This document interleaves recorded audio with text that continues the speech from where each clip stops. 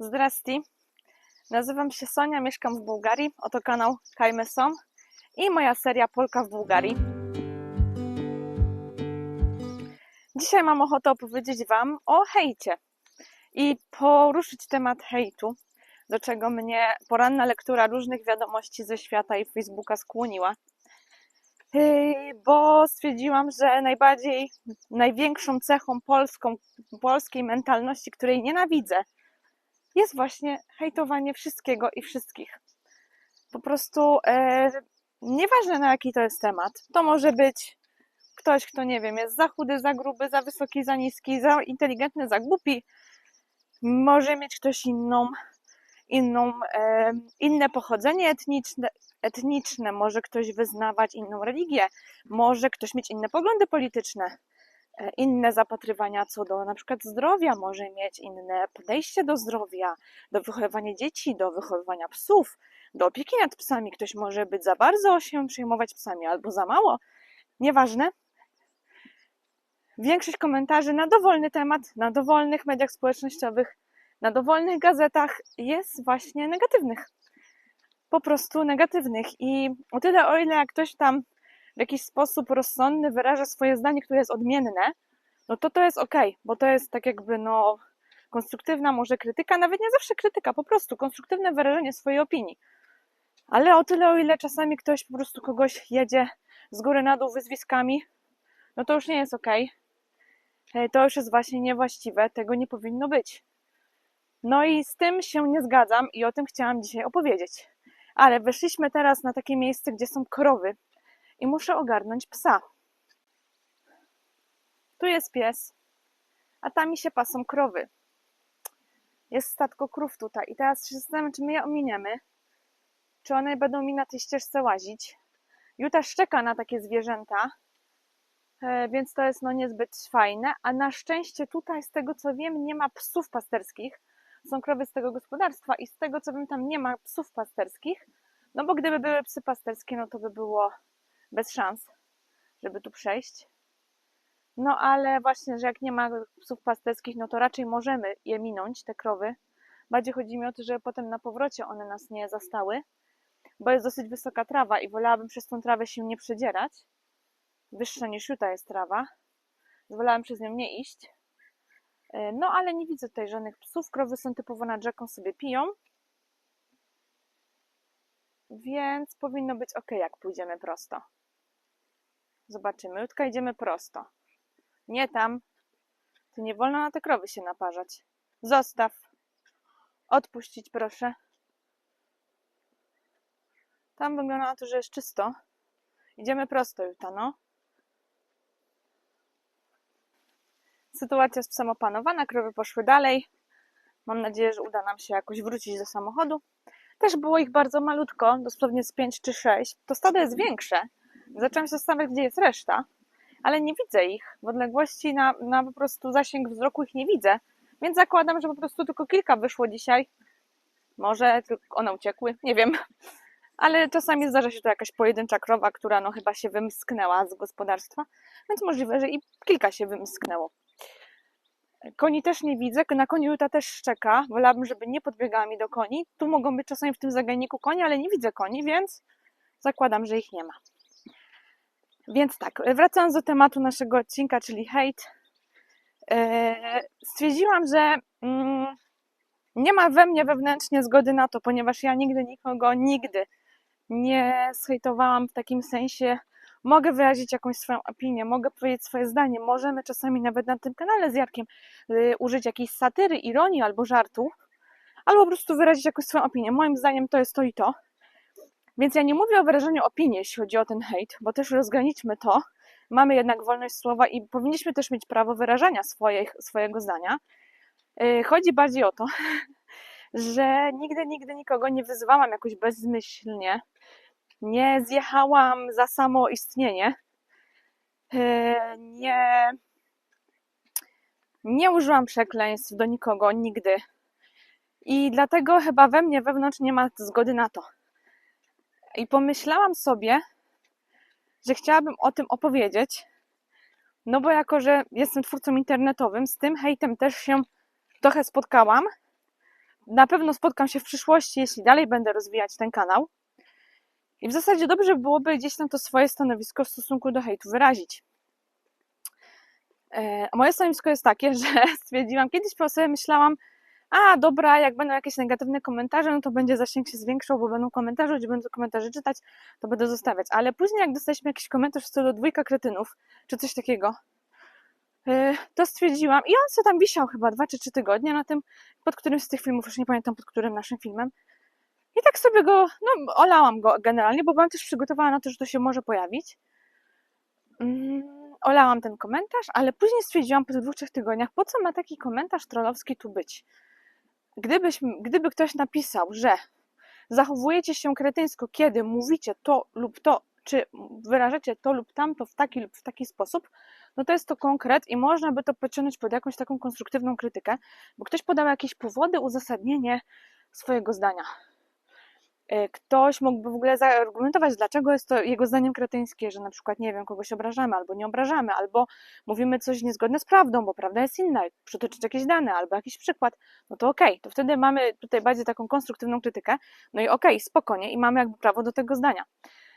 No ale problem jest wtedy, kiedy ktoś po prostu pisze 2 kretynów albo coś takiego i to jakby nie jest niczym podyktowane, tylko jakąś taką chęcią dowalenia komuś, wylania swojej frustracji, nie wiem, dowartościowania się. Nie mam pojęcia, z jakiego powodu jest hejt, bo ja go po prostu nie stosuję, więc jakby nie wiem. I stwierdziłam, że na to naszej zgody nie ma, w sensie na pewno mojej. Jarka myślę też. I ja wtedy pamiętam, ten komentarz wywaliłam z profilu. Stwierdziłam, po co ma taki beznadziejny komentarz na tym profilu wisieć? Jednak ktoś to będzie czytał. A ja stwierdziłam, że o tyle, o ile to możliwe, jeśli mówimy o takim hejcie, a nie mówimy o dyskusji czy krytyce konstruktywnej, no to w sumie po co on ma istnieć? Czemu ja mam przyzwalać na to na swoich profilach, na swoich mediach? Czemu ja mam przyzwalać na to, żeby on istniał? Bo na przykład dlatego stwierdziłam, że będę też takie komentarze usuwać. Ale co mnie też denerwuje? Denerwuje mnie też to, że na przykład czasami jest tak, że ludzie mówią, bo jak zaczniesz grać w internecie, to na pewno będziesz mieć hejt. Albo, z hejtem sobie trzeba jakoś tam radzić, w sensie trzeba się na niego przygotować, nie? I są takie rady jakby do twórców internetowych, nie? Z hejtem sobie trzeba radzić, trzeba go tam się na niego przygotować. No ale czemu my mamy przygotować na coś złego, zamiast coś złego w zarodku dusić? Czyli hejt po prostu nie powinien wystąpić. Ja nie mam się przygotowywać na hejt, bo ja mam hejtu nie doświadczyć. Hejt nie powinien w ogóle się pojawić. Bezsensowne jakieś ranienie, obrażanie kogoś bezpodstawne, no bo o tym mówimy w hejcie, o obrażaniu, o ranieniu kogoś bezpodstawne, bez jakby argumentu, bez uzasadnienia, nie? O tym mówimy. To w ogóle nie powinno mieć miejsca. Taka sytuacja w ogóle nie powinna się wydarzyć. Więc czemu mamy się przygotowywać na to, na co w ogóle nie powinno się wydarzyć, zamiast w zarodku już gnębić, dusić to właśnie ten hejt sam w zarodku, czyli nie dopuszczać, żeby on w ogóle się pojawił. Moim zdaniem. Czemu twórca ma się przygotowywać na hejt, kiedy po prostu nie powinien go spotkać?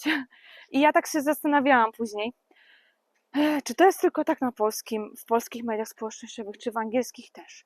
No i tam jak oglądałam jakieś filmy od jakichś moich youtuberów z innych krajów, na przykład, którzy mają content po angielsku. No ja oglądam kogoś z innego kraju, ma content po angielsku, no i czytam komentarze z ciekawości. No i jak się zdarzy jakiś komentarz taki, no to on jest po pierwsze 50 razy mniej ostry niż polski komentarz na polskich mediach społecznościowych, to jest pierwsza rzecz. Druga rzecz, tam dużo mniej się z tym spotykamy. Na przykład to jest hejt może być bardziej w kontekście jakiegoś zarzutu. Ktoś komuś coś zarzuca, na przykład na tych mediach zagranicznych, ale nie ma takiego wyzywania polskiego, jak w komentarzach po polsku. Nie ma takiego bezmyślnego wyzywania. Przynajmniej ja nie spotkałam się na tych osobach, które z angielskiego YouTube'a śledzę, z angielskojęzycznego YouTube'a śledzę, no to ja się nie spotkałam z tym, żeby ktoś po prostu ich tak dojeżdżał, w ogóle bezpodstawnie, tak jak Polacy dojeżdżają Polaków w komentarzach. Na Instagramie też tego nie widziałam na zagranicznych profilach. Może to jest, ale wydaje mi się, że skoro ja się z tym nie spotkałam, a lubię czytać ogólnie komentarze pod różnymi filmami, kiedy oglądam jakieś filmy, wydaje mi się, że jeśli ja się z tym nie spotkałam na angielskojęzycznych profilach od osób angielskojęzycznych, to wygląda mi to, szczerze mówiąc, na to, że to jest bardzo domena polska. Tak to wygląda. Przynajmniej w moim odczuciu, jak ja gdzieś tam mam kontakt z internetem. Więc dlatego powiedziałam na początku, że jest to cecha Polaków, której szczerze nienawidzę. Tak, I hate this. Czyli hate, no, nienawidzę po prostu tej cechy. Przy czym wydaje mi się, że można mieć nienawiść do czegoś, co jest złe. I że wręcz powinno się nienawidzić czegoś, co jest niegodziwe i złe. I tam są konie. O właśnie, nagram wam konie. Tam sobie konik pije. To jest moje maksymalne przywiezienie. Możemy troszkę podejść, zobaczymy, czy nie ma tam jego mamy. Już tam leci, będzie trzeba psa przywołać. Dobrze, że sobie smaczki wzięłam.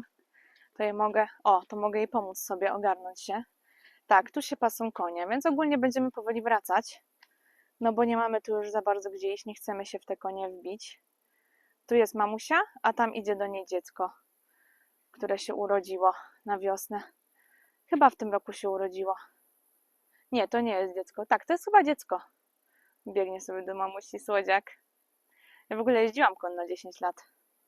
Teraz już nie jeżdżę, ale planuję wrócić do tej jazdy. Byłam w Polsce, teraz to byłam w terenie. Galopowałam wszystko, stwierdziłam, dobra, pamiętam jazdę konną, mogę wracać. I od wiosny w przyszłym roku planuję w Bułgarii sobie poszukać jakiejś fajnej stajni. Szkoda, że Juta tak nie lubi tych, w sensie szczeka mi na te zwierzęta gospodarskie. I do nich biegnie, chcę je tam, nie wiem, dojeżdżać jakoś, bo właśnie ona hejtuje je właśnie. No więc musimy się wrócić chyba, żeby tam nie było jakiejś draki, bo ten koń to może ją kopnąć niestety. Juta, wracamy, chodź! Wracamy! Szybko, szybko, do mnie! Do mnie, szybko! Dobry pies, brawo! Tak! Dobry pies! Idziemy, wracamy do autka, bo gorąco, co? W ogóle był też tam bocian, ale zanim zdążyłam wam obrócić kamerę i go nagrać, to poleciał. Więc to nie nagram wam bociana, no ale był.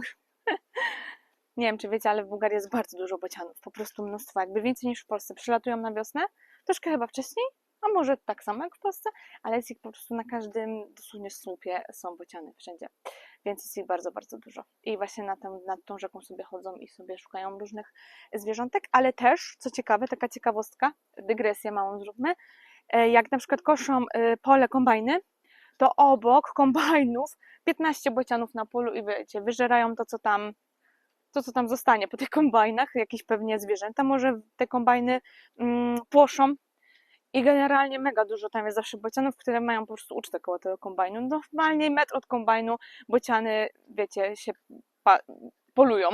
O, bociany przynajmniej polują, a kombajn tam sobie zbiera, więc to jest też ciekawe i nie widziałam tego nigdzie indziej, więc tutaj to widziałam. Ciekawe, jak się też bociany zaadoptowały w ogóle do tej sytuacji i sobie korzystając z ludzkiej, tak naprawdę tutaj z ludzkiego rolnictwa, nie?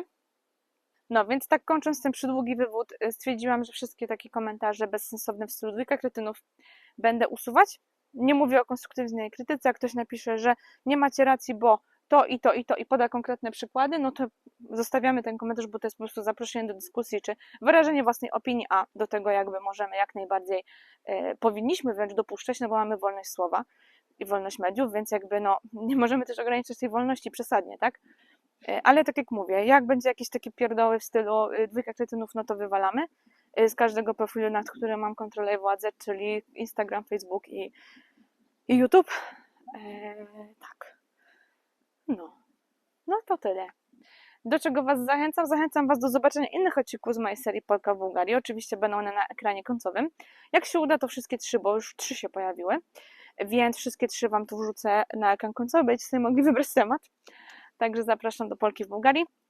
No i oczywiście zapraszam do zajrzenia do naszego sklepu, który jest spoko, nad którym bardzo dużo pracuję, bo ten sklep to jest takie trochę moje dziecko.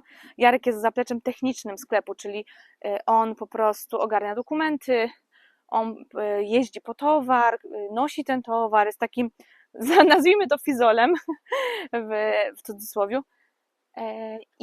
Ale jakby jeśli chodzi o taki marketing, o media, o jakby ideę, no to jest trochę nasze dziecko, ale jakby bardziej moje. Natomiast Jarek jak najbardziej też tutaj ma porady mi daje, nagrywamy wspólnie też materiały, Na media społecznościowe tego sklepu wbijajcie na Instagram sklep Oliwka w Miodzie. Wam też podlinkuję, tam właśnie mamy fajne rolki i materiały dotyczące naszych produktów. Więc też Jarek się tym zajmuje, ale głównym jakby menadżerem, takim też osobą, która to wizję ma kreatywną, artystyczną, głównym jestem ja. Więc takie trochę moje dziecko. Więc jeśli chcecie też troszeczkę może poznać mnie bliżej, czy zobaczyć jak to wygląda, no to zapraszam do obejrzenia. Chciałabym, żeby to była moja główna praca w przyszłości. Dlatego no też bardzo bym chciała, żeby ten sklep się rozwijał. Mam nadzieję, że tak będzie, ale to wszystko zależy. Zobaczymy. Staramy się mieć też taką ofertę, wiecie, jak to się mówi? Zróżnicowaną, ale też atrakcyjną, tak. I z tego, co robiłam research, to jest to jedyny sklep na rynku w Polsce, który ma produkty z Bułgarii i z Grecji. Ja na przykład jak widziałam jakieś sklepy bułgarskie, no to raczej tam były na przykład głównie kosmetyki z Bułgarii, z firmy na przykład z Biofresha, te takie różane kosmetyki, mamy od nich mydełka różane w naszej ofercie. Albo właśnie jak Grecja, no to oliwy i oliwki, ale to będzie typowo właśnie greckie, ale jakby nie spotkałam za bardzo sklepu, gdzie można kupić pasty tahini, a u nas można i to bardzo dużo smaków, gdzie można kupić też zioła z Bułgarii, a u nas można, czy przyprawy jakby w jednym miejscu. Więc jeśli chcecie coś fajnego z Bułgarii i z Grecji, z tych dwóch krajów, takie jakby najlepsze rzeczy, które naszym zdaniem są najlepsze i też takie najbardziej tradycyjne w tych krajach, no bo w Grecji to będą oliwki, oliwa najbardziej tradycyjne, tak?